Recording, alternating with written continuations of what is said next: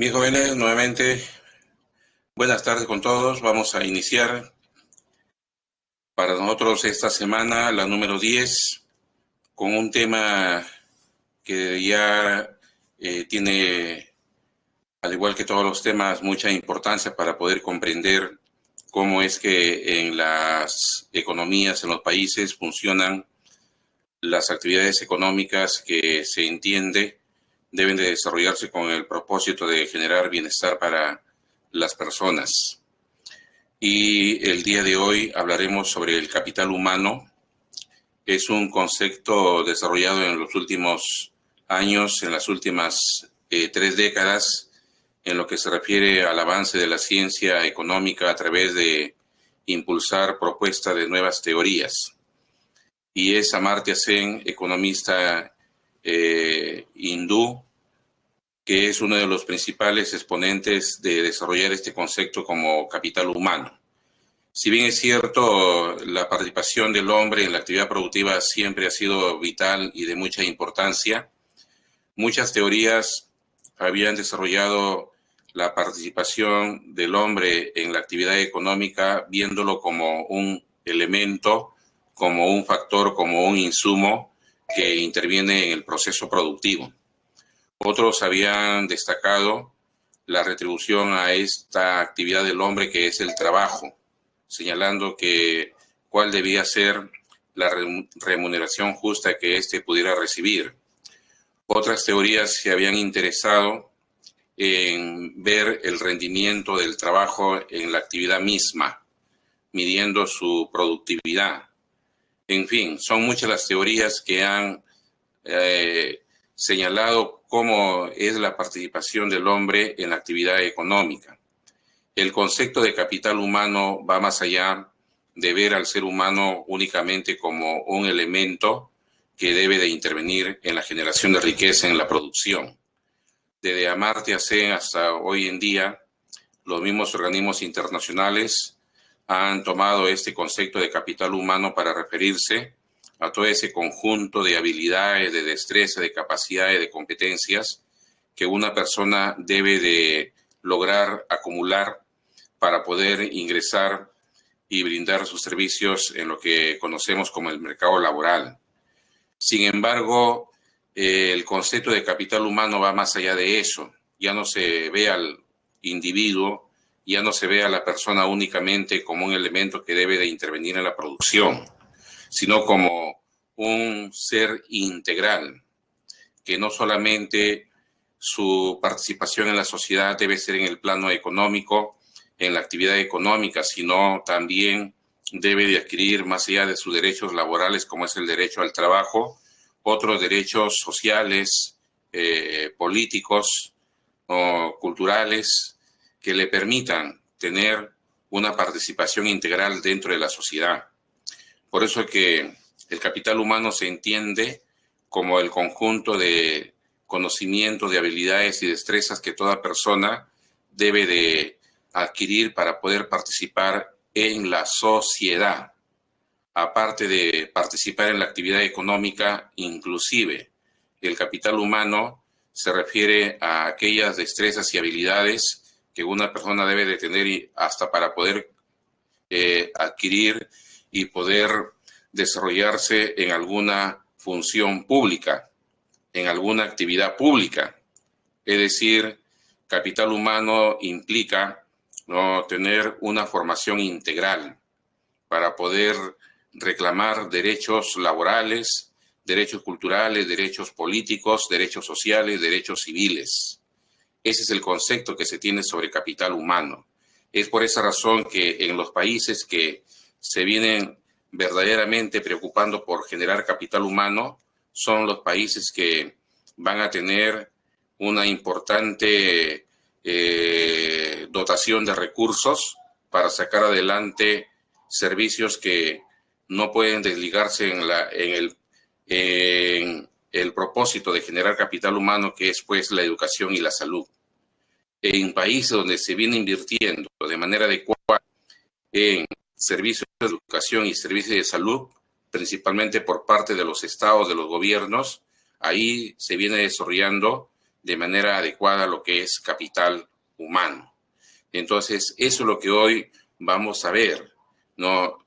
El último informe publicado por el Grupo Banco Mundial referente a la formación de capital humano en el 2020 no son nada alentadores estos informes, y era de esperar. Se ha retrocedido, no solamente en el Perú, sino a nivel mundial, sobre todo en países de renta media y de renta baja, ¿no? Donde el Perú es uno de estos países de renta media, ¿no? Entonces, la pandemia ha hecho retroceder en esa lucha de ir mejorando las condiciones de vida para millones de personas en los países, de seguir reduciendo, por ejemplo, los niveles de pobreza. Aquí en el Perú, en el 2019 teníamos alrededor de 20% de nuestra población en situación de pobreza, diciembre del 2019. Ya se tienen por ahí algunas proyecciones de que el 2020 ha generado un incremento de la pobreza, no solamente en el Perú, sino en muchos países del mundo. Y se estima que hemos retrocedido en esta lucha contra la pobreza. Son informes ya que vienen manejando organismos internacionales. Se estima que los países hemos retrocedido aproximadamente 10 años en esa lucha por reducir la pobreza en el mundo. Y aquí en el Perú se estima que la pobreza ya puede estar afectando a un 28% de nuestra población. Terminamos el 2019 con un 20% de pobreza en nuestro país, sobre una población que en ese momento INEI nos decía que era de 32 millones. Ya somos más de 33 millones en ese momento, y se estima que la pobreza en el 2020 se ha incrementado en alrededor 8 puntos porcentuales. Algunos inclusive plantean que son 10 puntos porcentuales el incremento de la pobreza en el Perú en el 2020. Y eso es sí realmente un retroceso en nuestras pretensiones de querer generar capital humano en nuestra economía. Sobre eso es lo que vamos justamente a seguir ampliando este concepto de capital humano, y ya hemos indicado en qué consiste. Vamos a ver algunos aspectos de lo que es la presencia del individuo, de la persona, del ser humano en la actividad económica. Como sabemos, también hay muchas teorías que señalan que la retribución al trabajo en la actividad económica viene a ser pues el salario. El salario es esa retribución al trabajo. Entonces, si la retribución al trabajo se llama salario, ¿cuál debe ser el salario más adecuado que debe de tener una persona tomando en cuenta su propia realidad?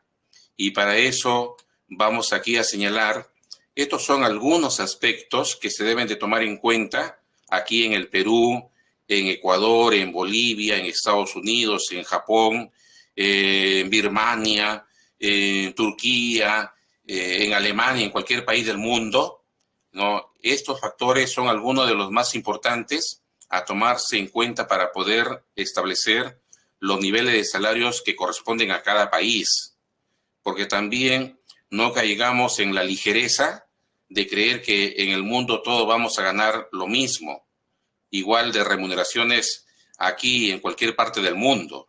Eso no va, mucho menos con este tipo de sociedad que se organiza a través de las llamadas economías capitalistas, las economías de mercado. Entonces, en estas economías, los salarios van a responder a cada una de las realidades y tomando en cuenta los precios relativos, precios que no van a ser igual para todos los países en el mundo. Por eso es que el salario que una persona debe de percibir deberá tomar en cuenta el costo de vida de cada realidad, la oferta de trabajo, el poder de negociación y la productividad del trabajo. Entonces, con relación al costo de vida, por ejemplo, aquí en el Perú, se estima que el costo de vida, y estos son pues trabajos que hacen instituciones públicas como el Ministerio de Trabajo y Promoción del Empleo, el propio Banco Central de Reserva del Perú, el Instituto Nacional de Estadística e Informática, tan solo por mencionar unos del sector público. En el sector privado también hay instituciones que hacen este tipo de investigaciones científicas. Entonces, para nuestro país, para nuestra realidad, la canasta básica de consumo que permite medir parte del costo de vida en nuestro país y para que en función a eso se estime cuánto debe de recibir como salario una persona en nuestra economía, la canasta básica alimentaria. La canasta básica alimentaria, INEI nos señala que es esto hasta el año pasado, 2020, sí, 286.7 soles. Una canasta de alimentos para una persona, ¿no?, en un periodo de un mes. Ese es el valor en dinero de esta canasta de alimentos, 286.7 soles. Ahora, la remuneración mínima, como sabemos, es de 930 soles. Entonces, que eso equivale a aproximadamente $255. Esa remuneración mínima, que es el resultado de hacer una investigación para determinar cuál es la canasta básica de consumo mínima que una persona debe de lograr tener o garantizar con sus remuneraciones, con su salario, para poder cubrir necesidades esenciales, necesidades básicas. Entonces, para eso se determinan estas remuneraciones mínimas, como es el caso en nuestro país, que equivale a $255. Pero como quiera que ya lo mencioné, las realidades son distintas, los precios relativos también lo son. No cuesta igual el pollo aquí en Perú que en Estados Unidos o en Europa o en Asia. Oh, caramba, aquí en Perú con 3 soles nos sobra inclusive para tomarnos una taza de café, ¿no? Tranquilamente con 3 soles podemos comprar una taza de café. En Europa, una taza de café, ¿no?, vale aproximadamente 8 a 10 euros. Y eso es aproximadamente 40 soles. Por eso es que las remuneraciones mínimas, los salarios mínimos son diferentes dependiendo de la realidad. Aquí tenemos algunos datos. Por ejemplo, Luxemburgo en el 2020 tuvo una remuneración mínima de $1.989. $1.989. Eso llevado a nuestra moneda, sabiendo que en estos momentos el dólar está en 3.64, 65 soles, equivale a más de 7.000 soles. Ahí es donde muchos cometen ese error de creer que como en Europa hay ese tipo de remuneraciones mínimas, acá al menos que se debe de ganar pues la mitad como remuneración mínima. Totalmente pues no fuera de todo contexto de una realidad. No es tan así de sencillo decir, si allá ganan eso, ¿y por qué acá nosotros no podemos ganar también aquello? Australia, $1.923, la remuneración mínima. Cuando acá en Perú, como ya lo dijimos, es de $255. Irlanda, $1.743. Estados Unidos, $1.119. La remuneración mínima. Porque el costo de vida es totalmente diferente en esos países. Y por supuesto que los trabajadores y trabajadoras requieren que como mínimo deben de tener un salario y una remuneración que les permita cubrir su canasta básica de consumo.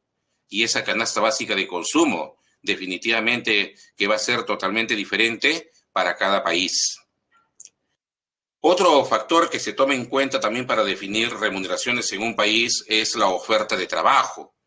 Caramba, vivimos en un mundo y en una sociedad donde todo se define en los mercados, eso ya lo hemos visto, incluyendo el trabajo.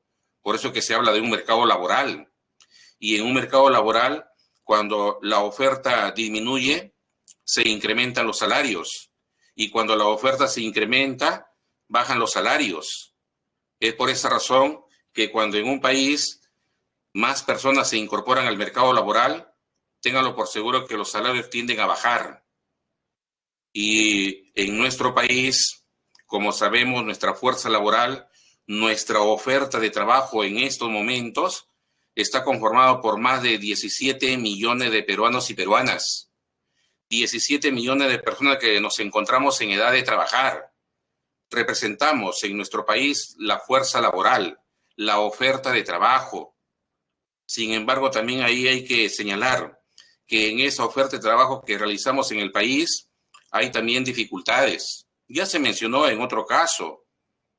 De esos 17 millones de peruanos y peruanas que están en edad de trabajar aquí en nuestro país en estos momentos, 11 millones, más de 11 millones ofertan trabajo, pero un trabajo precario, un trabajo no calificado y por lo tanto un trabajo mal remunerado.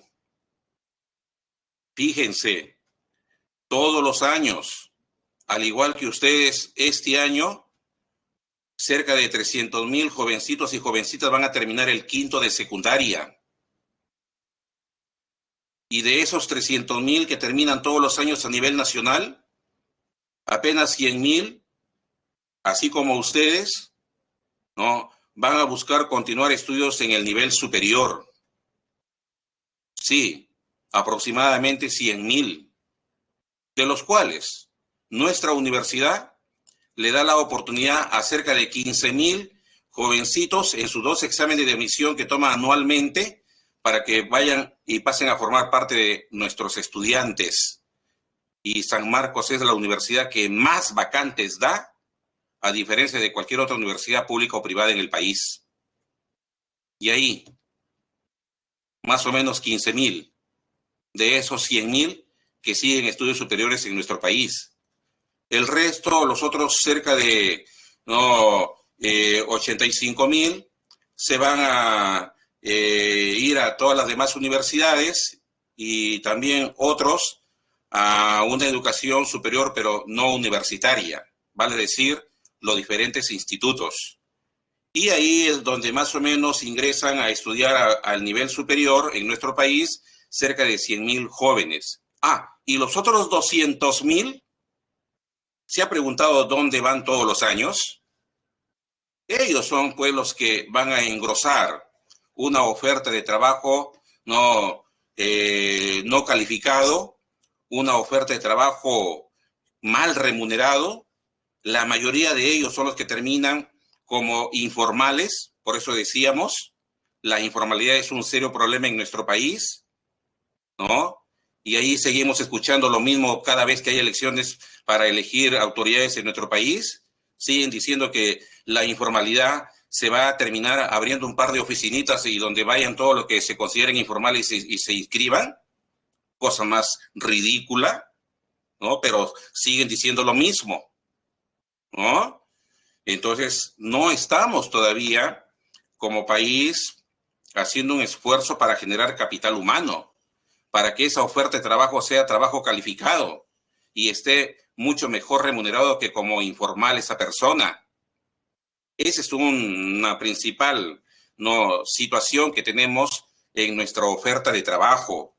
El poder de negociación es otro factor que se toma en cuenta también para poder definir remuneraciones en un país, los salarios en un país. Y a decir verdad, ya desde hace más o menos 3 décadas atrás, el poder de negociación de los trabajadores ha disminuido. Y ha disminuido porque, caramba, las leyes y en particular la Constitución en nuestro país para nada favorece la organización de los trabajadores en nuestro país, en nuestra economía. Desde que el señor Fujimori, Alberto Fujimori, en el año 93, y que tuvo que hacerlo por presión de la ciudadanía, porque estábamos ya en una dictadura y se tuvo que presionar para que convoque al denominado Congreso Constituyente Democrático y ahí se va a aprobar la que ahora todavía sigue siendo la Constitución del país, la del año 93, la que algunos dicen que es la mejor Constitución. Bueno, no sé para quién, pero por lo menos para los trabajadores nunca ha sido una buena constitución, porque es una constitución que debilita la organización de los trabajadores y favorece a los empleadores, debilita la sindicalización de los trabajadores, y eso es lo que se ha visto en estas últimas décadas. Los trabajadores han perdido poder de negociación y las leyes laborales más bien favorecen a los empresarios. Ahí lo hemos visto claramente. El último conflicto que los trabajadores de la agroexportación generaron, reclamando mejoras salariales con justa razón. Caramba, cuando se abrió la denominada mesa de diálogo, los funcionarios del gobierno llamaban a los dirigentes de esos trabajadores. No tenían dirigentes. No habían sindicatos en estas empresas. Y no lo hay, porque estos empresarios amenazan con despedir a aquel trabajador o trabajadora que se atreva a mencionar que van a formar un sindicato en esa empresa. Entonces se ha debilitado el poder de negociación de los trabajadores para conseguir, por ejemplo, mejoras remunerativas. La productividad, caramba, es de lo que se aferran los empresarios para negarse a mejorar las remuneraciones mínimas en el país para los trabajadores. Como sabemos, en nuestro país hay un Consejo Nacional de Trabajo. En ese Consejo Nacional de Trabajo están los representantes del gobierno de turno, los representantes de los trabajadores y los representantes de los empresarios. En ese Consejo Nacional de Trabajo deben de reunirse periódicamente para resolver estos temas, como por ejemplo, si se debe o no incrementar la remuneración mínima, que sigue siendo 930 soles hasta este momento. Pero ¿qué es lo que van a plantear los empresarios en esta mesa del Consejo Nacional de Trabajo? Que por qué se debería incrementar la remuneración mínima si la productividad en nuestro país no ha mejorado.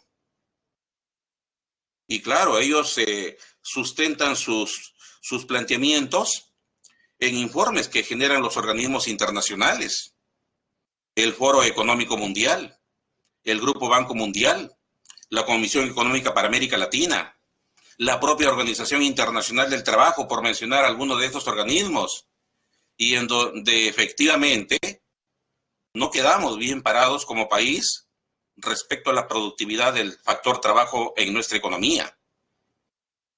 Sí, pues, estos informes indican que en términos de productividad nos hemos estancado y hasta hemos retrocedido en algunos años. Eso es lo que cogen estos empresarios para decir, no hay razón, no hay ninguna razón del por qué debe de incrementarse la remuneración mínima si no ha mejorado la productividad de los trabajadores en nuestro país. Y ahí, porque ellos también van a este Consejo de Trabajo a defender lógicamente sus intereses, ¿no? Y ahí, si los trabajadores no tienen buenos dirigentes, no tienen buenos representantes también para que defiendan sus intereses, entonces al final, ¿qué es lo que tenemos? Que seguimos también con situaciones que no favorecen del todo a los trabajadores. Estos son algunos factores que se deben de tomar en cuenta para definir las remuneraciones en un país. Las clases de salario. La clase de salario vamos a ir viendo por acá, por ejemplo, tenemos, dependiendo de la persona que perciba esa remuneración. Por ejemplo, si se trata de un obrero o de una obrera, correcto, personas que van directamente a participar en el proceso productivo, sobre todo en actividades manufactureras. Estas personas, los obreros en general, no sean hombres o mujeres, van a recibir un jornal. Y ese jornal puede ser diario o puede ser semanal. El jornal es para los obreros. Es el salario que perciben los obreros. Y repito, estos jornales pueden ser diarios o semanales. Luego viene la retribución a los empleados, sean públicos o privados. Esa remuneración a los empleados se llama sueldo o haber. Sueldo o haber. Esto ya, repito, es para los empleados, los que por lo general van a desarrollar actividades administrativas. ¿Ya? Sí, así es como se le denomina su retribución a estas personas, ¿no? Empleados y empleadas, sueldo o haber.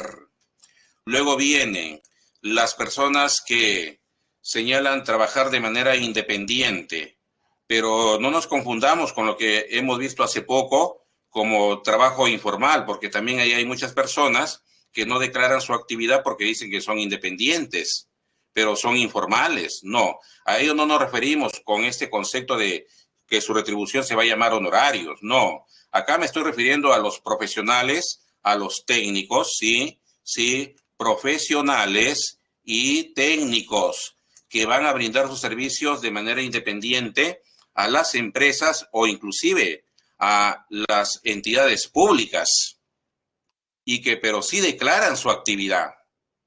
Porque hoy en día la administración tributaria, que es la SUNAT en nuestro país, les exige a las empresas y a estos profesionales, ¿no? Y técnicos que deben de declarar su actividad y que apenas le paguen sus honorarios, deben de cursar a la base de datos de la SUNAT los recibos electrónicos por honorarios. Hoy en día estos trabajadores están en la obligación de declarar su actividad emitiendo los recibos electrónicos que terminan, ¿no?, como parte de la base de datos que maneja la SUNAT.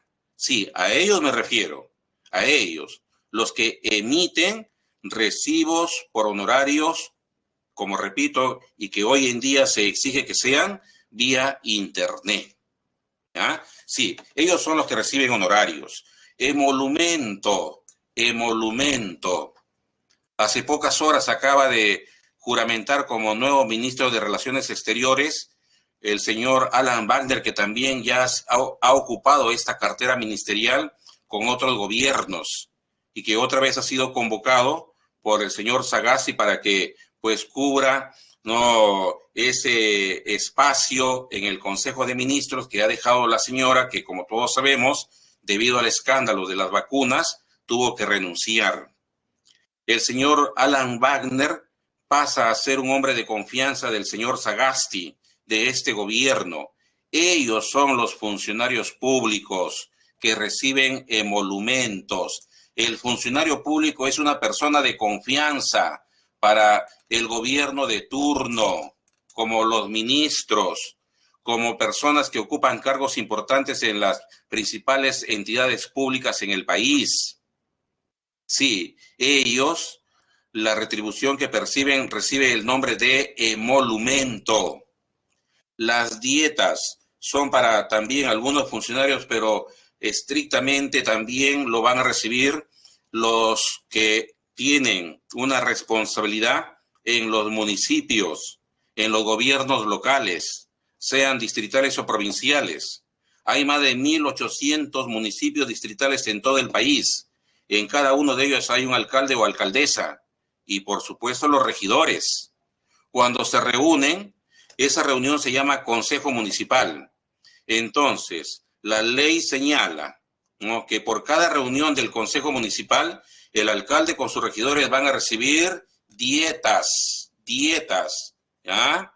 Y estas dietas, en cuanto a monto, en cuanto a cantidad de dinero, está supeditado también a los ingresos de ese municipio, al presupuesto que le hayan otorgado desde el gobierno nacional a dicho municipio. Caramba, no todos los municipios tienen los mismos ingresos, no todos manejan el mismo presupuesto. Por lo tanto, las dietas para el alcalde y sus regidores va a variar dependiendo de los recursos que disponga cada municipio en alguna parte del país. También los salarios se pueden clasificar de acuerdo al poder adquisitivo. Y hemos visto, salario mínimo legal debe de servir para cubrir una canasta básica de consumo, donde deben de haber bienes y servicios esenciales, ¿no? Y como sabemos, este salario mínimo es de 930 soles actualmente. El salario mínimo vital, también como resultado de un trabajo científico que hace INEI. INEI señala, ¿no?, le va a llamar remuneración familiar, ¿no?, a este salario mínimo vital. Entonces indica que ya está haciendo los estudios respectivos, porque este salario mínimo vital va a variar dependiendo de cómo se van comportando los precios sobre todo de los alimentos en nuestros mercados. Entonces ya viene terminando su trabajo INEI y dentro de pocos días, ojalá no tarde mucho, harán saber a la opinión pública de a cuánto va a pasar a ser esta remuneración familiar, este salario mínimo vital, porque repito, se va ajustando de acuerdo a cómo van también los precios variando en los mercados. ¿Ah? Actualmente es de aproximadamente 1.800 soles para una familia promedio de 4 integrantes en nuestro país, ¿correcto? Este va a ser el salario mínimo vital. Después tenemos el salario nominal. El salario nominal es la cantidad de unidades monetarias que recibe una persona porque ha trabajado durante un periodo. Puede ser un día, una semana, un mes. De repente es un obrero que recibe un salario nominal por trabajar un día, 8 horas, vamos a suponer de 100 soles. ¿No? O tal vez es un empleado que recibe un salario nominal a fin de mes de, digamos, 1.800 soles. Ese es el salario nominal. Es la cantidad de dinero. Pero ¿qué ocurre? El dinero va a ser el medio para poder comprar los bienes y servicios que finalmente toda persona requerimos para cubrir nuestras necesidades, sobre todo las esenciales. Entonces, ¿qué pasa si una persona, por ejemplo, gana 2.700 soles al mes, que sería su salario nominal, y con ese dinero se va a los mercados y dependiendo de los precios, de lo que INEI conocemos como el IPC, el índice de precios al consumidor. Ese IPC es un índice de precios ponderado que va a medir el comportamiento de los precios de la canasta básica de consumo. Entonces, ¿qué pasa si esa persona con sus 2.700 soles, le alcanza para comprar 3 canastas básicas de consumo, ¿no?, en función de los precios que se tenga en la economía? Ese va a ser su capacidad de compra, esas 3 canastas básicas de consumo, va a ser su poder adquisitivo. Pero oiga, no va a consumir pues las 3 canastas en un mes, definitivamente que no, porque a esta persona le basta pues con su canasta básica de consumo, con una, ¿correcto? ¿Y qué va a hacer con el resto del dinero? ¿No? Como ya hemos visto, es un excedente, es su ahorro. Eso es lo que puede suceder con personas cuyo salario nominal no le va a permitir comprar más de una canasta básica de consumo. Su poder adquisitivo va a ser mayor a esa canasta básica de consumo. Ese va a ser el salario real, la cantidad de bienes y de servicios que puede comprar con su dinero una persona, en función a los precios que en ese momento se tengan en los mercados, en la economía, y que aquí en el Perú, como en muchos países, es medido esos precios a través de este índice de precios que llamamos IPC, índice de precios al consumidor. Eso va a definir cuánto es nuestro poder adquisitivo en nuestra economía en función a la canasta básica de consumo. Ese va a ser el salario real. Y acá tenemos, según cómo se pague, también tenemos el salario por tiempo y el salario por destajo. El salario por tiempo será aquel que, como su nombre lo dice, ¿no?, se va aquí a retribuir al trabajador por cada hora que labora. Hay empresas que retribuyen a sus trabajadores por las horas que trabaje esta persona, que se sintetiza en hora trabajada, hora pagada.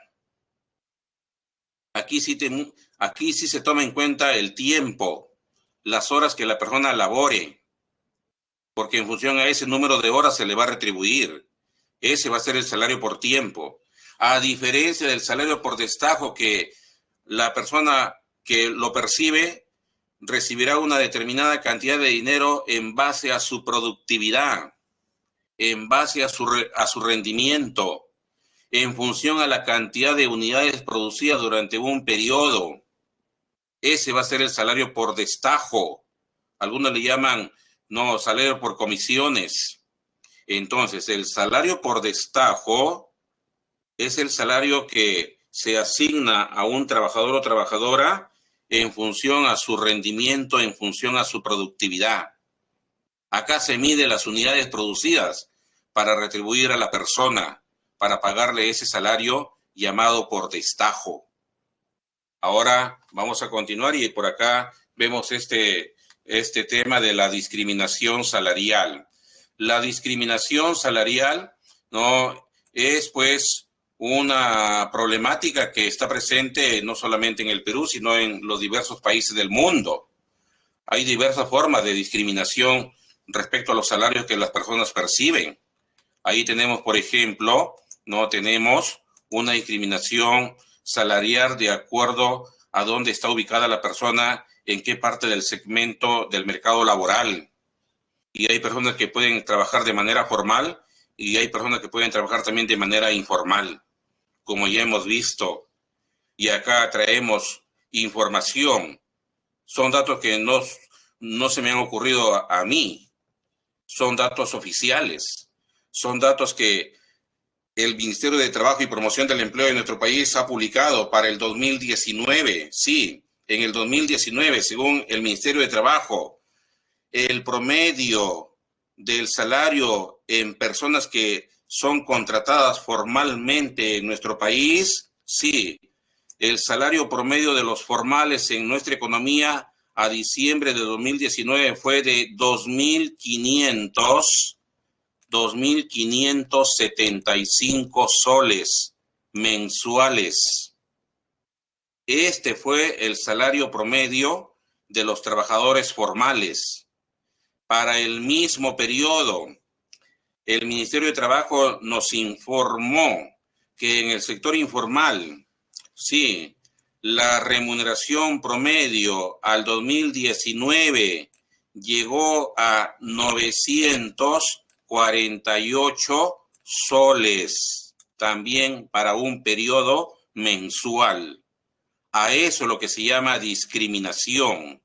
¿Cuánto gana en promedio un trabajador formal y cuánto un informal en nuestra economía? Discriminación por la segmentación del mercado laboral. También hay una discriminación por género. Más se le paga al varón que a la mujer y los trabajos son los mismos.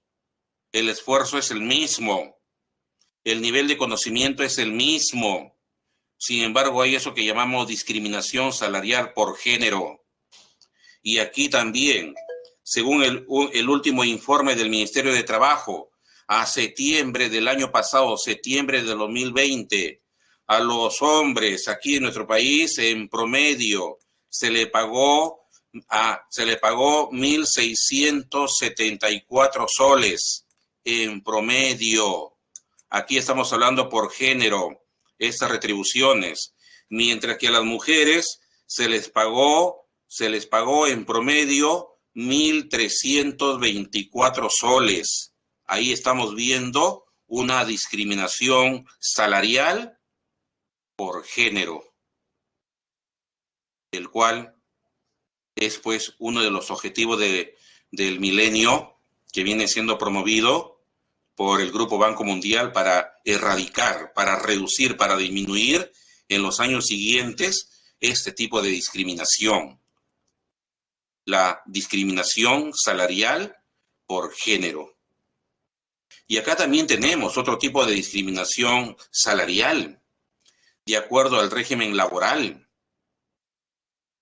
¿No? En el sector privado, tal vez porque reciben con mayor frecuencia la visita de los inspectores laborales de SUNAFIL, que son parte del Ministerio de Trabajo aquí en nuestro país. Bueno, estos empleadores, estos empresarios, prácticamente tienen que cumplir con pagarle a los trabajadores que contratan todos sus derechos laborales, porque están pues en la mira de las autoridades laborales en el país. Y en este régimen general del Decreto Legislativo 728, ¿no?, los trabajadores que son contratados, sobre todo en el sector privado con este régimen, reciben mejores remuneraciones de aquellos que son contratados bajo otro régimen laboral, como por ejemplo los contratos de administración de servicios, que son, caramba, una pesadilla para miles de trabajadores y trabajadoras, sobre todo en el sector público. El Estado aquí en el Perú contrata a más de 1.400.000 personas a nivel nacional, en todas las dependencias públicas. Pero muchas de estas personas, ¿no?, se estima que son alrededor de 300.000, son contratadas bajo este régimen, los CAS, que son nefastos, ¿no?, porque niegan muchos derechos de los trabajadores. Al igual que la locación de servicios, que ya ni siquiera es un contrato laboral, es un simple contrato civil. Sin embargo, subsiste esta denominada locación de servicios. A un trabajador o a una trabajadora, cuando se le contrate, tiene que hacerse bajo un contrato laboral y no pues con un contrato civil. Ahí se está transgrediendo la normatividad que en nuestro país se tiene que respetar en temas laborales. Y aquí yo también quisiera agregar otra forma de discriminación salarial en las economías, como es dependiendo del nivel educativo, ¿no? Aquí también tenemos información que publica el Ministerio de Trabajo. Fíjense, ¿no? Por el nivel educativo, ¿no?, también hay una fuerte discriminación en cuanto a remuneraciones en el país. Los que trabajan con apenas haber terminado el colegio, era lo que comentábamos. Todos los años, cerca de 200.000 jovencitos y jovencitas como ustedes no van a llegar a la educación superior en nuestro país. Y ellos van a querer trabajar con solamente haber terminado el quinto de secundaria. Y algunos inclusive ni han terminado porque han desertado. ¿Saben cuánto en promedio perciben estas personas? Si es que encuentran trabajo, definitivamente mal remunerado, ¿no? Según el Ministerio de Trabajo, reciben 800, en promedio, reciben 842 soles al mes por esos trabajos precarios que ofertan, trabajos totalmente mal remunerados. Porque, repito, solamente cuentan con educación básica. Y los que con más esfuerzo, y porque de repente tuvimos más oportunidades, hemos llegado a la universidad, así como ustedes lo van a hacer, entonces, los que tienen educación superior universitaria, ¿no?, sus ingresos promedio, según el Ministerio de Trabajo en su último reporte de septiembre del 2020, ¿no?, en promedio ganaban estas personas en nuestro país 2.619 soles. 2.619 soles en promedio. ¿Se dan cuenta la enorme diferencia en cuanto a salarios que perciben los que trabajan solamente con educación básica y los que trabajan con educación superior? También ese es un tipo de discriminación salarial en las economías. ¿Ah? Ahora, el sindicato, aquí también, como ya hemos adelantado, es la organización más importante de los trabajadores para que hagan valer sus derechos. Y se les puede escuchar realmente cuando quieren negociar. Entonces, los sindicatos pues tienen como funciones promover mejoras salariales. Cuando negocian con el empleador, tienen que defender los derechos de sus miembros, de sus integrantes, y por supuesto van a fortalecer los sindicatos los niveles de negociación. Lamentablemente vivimos una realidad en estas últimas décadas que no es nada favorable para los trabajadores. Y hemos dicho, para los trabajadores, la Constitución del año 93 es nefasta, es cruel. Oiga, y hay quienes quieren seguirla, que plantean seguirla manteniendo, ¿no?, sin hacer ningún cambio, y mucho menos en la parte laboral de esta actual Constitución. ¿no? Por supuesto, pues que eso viene de personas como la hijita, pues, de quien fue el papá cuando fue gobernante, aprobó esa constitución tan perjudicial para los trabajadores en el país, ¿no? Caramba, ¿será buena en su redacción? Sí, pues, ¿quién va a negar que la constitución del año 93, que aún sigue vigente en nuestro país, oiga, recibió premios? Fue reconocida por la Real Academia de la Lengua Española como una constitución de las mejores redactadas en el mundo, con buena ortografía, con buena gramática. Oiga, ¿y de qué sirve eso? ¿De qué sirve eso si cuando esta constitución ni siquiera protege los derechos de los trabajadores? ¿De qué sirve que le hayan dado premio por su excelente redacción?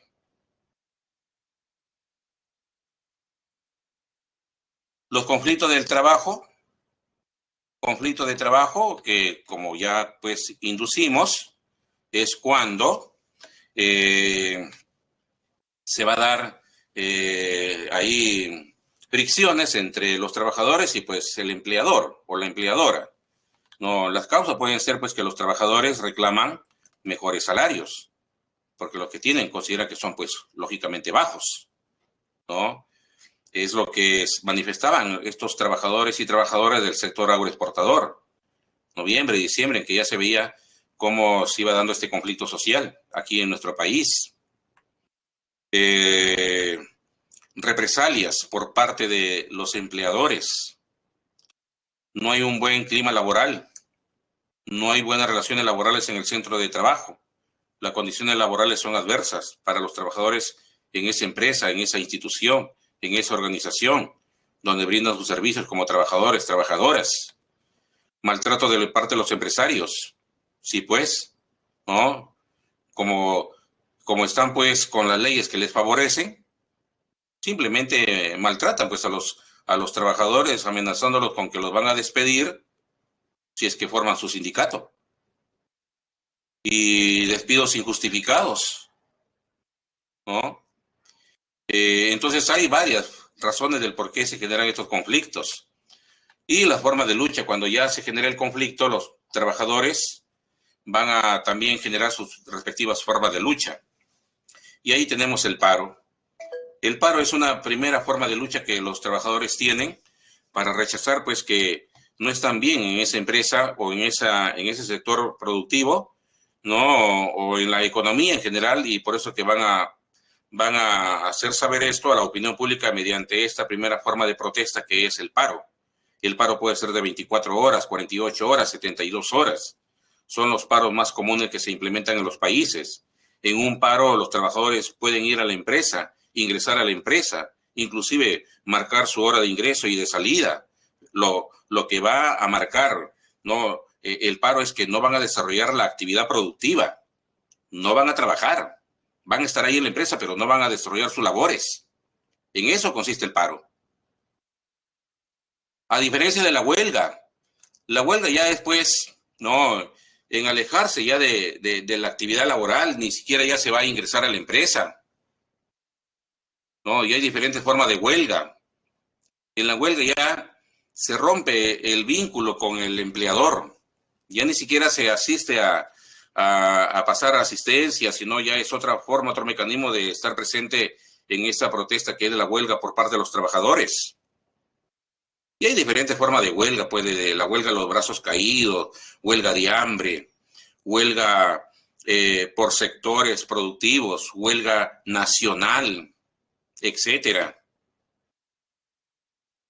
El boicot. El boicot es una forma de lucha de los trabajadores que ha ido evolucionando y tiene más de una interpretación. Yo le doy una de esas varias interpretaciones. Boicot puede darse cuando, por ejemplo, los trabajadores se ponen de acuerdo para identificar y separar empresas que cumplen con los derechos de los trabajadores y empresas que no cumplen con reconocer los derechos de los trabajadores. ¿Y saben cómo se puede boicotear a aquellas empresas que no cumplen con pagarle sus derechos laborales a los trabajadores? ¿No? ¿Saben cómo se boicotea? ¿No? No comprándole los productos a estas empresas. porque al fin y al cabo son los mismos trabajadores, a través de sus familias, los principales consumidores en los mercados. Eso no cabe duda, ¿no? Pero para que se pueda boicotear la producción de aquellas empresas que no tienen buenos vínculos laborales con sus trabajadores, se requiere tener también un adecuado grado de organización. Y como ya indiqué, los trabajadores en estos momentos tienen debilidad, bastante debilidad en sus niveles de organización. Los sindicatos se han debilitado demasiado en estas últimas décadas y no podrían, por ejemplo, sacar adelante una forma de lucha como son pues el boicot. ¿Ah? El sabotaje es bien difícil que hoy en día se dé, porque ya es una medida extrema que se dio a fines del siglo XIX y principios del siglo XX, sobre todo en Europa, en Estados Unidos, porque no se entendía, los trabajadores todavía no tenían los conocimientos suficientes como para entender científicamente que quien lo estaba dejando sin empleo no era la máquina que compraba el capitalista. Y había esa creencia de parte de los trabajadores en Europa, en Estados Unidos, de que él había perdido su trabajo porque el empresario, el capitalista, había comprado máquinas que las había incorporado a su actividad y había tenido que despedir a varios de los trabajadores. Oiga, y los trabajadores confundidos, arremetían contra las máquinas y las quemaban, las incendiaban, las destruían. Ese era el sabotaje. ¿Ya? Cosa que hoy en día no se ve, pues, no hay, de parte de los trabajadores, no se llega a ese tipo de medidas, ¿no? Que fueron muy comunes en otro momento, pero que ahora, pues, también hay cosas que han cambiado. ¿Ya? El locao es una forma de protesta, de conflicto laboral, pero que en este caso lo genera el propio empresario, el capitalista, porque hay situaciones en que al empresario le conviene cerrar su negocio, le conviene cerrar su empresa, y él, valiéndose de ciertas mañas, va a propiciar el cierre de su propia empresa porque le conviene. Y si los trabajadores no están bien organizados, y si aún estando bien organizados no tienen buenos dirigentes, pueden ser engañados, pueden ser timados por el empresario y creer que en realidad ahí hay un conflicto laboral. Sí, bueno, el tiempo juega en contra de nosotros, si no pondríamos algunos casos, ejemplos de estas situaciones del locao, ¿no? La conciliación es cuando frente a un conflicto laboral va a aparecer un mediador, ¿no? Mayormente aquí en nuestro país, cuando se han dado este tipo de conflictos, algunos miembros de la Iglesia Católica han hecho de mediadores.